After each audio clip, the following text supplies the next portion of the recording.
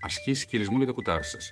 Πιάνετε το κουταβάκι σας με αυτή εδώ τη λαβή, να βάλετε τα πίσω του πόδια κάτω. Έχουμε μια πολύ καλή επαφή με το σώμα μας, να μην κουνιέται.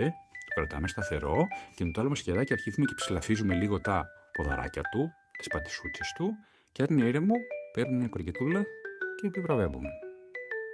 Συνεχίζουμε τη διαδικασία με το σβέρκο, τα αυτάκια, τα πίσω πόδια, την κυλίτσα και πάλι επιβραβεύουμε.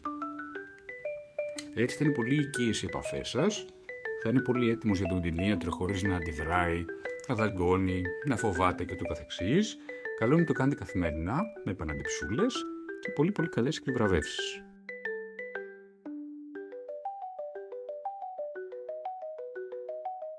Και καταλήγουμε να βάζουμε το χεράκι μας και μέσα στα δοντάκια του.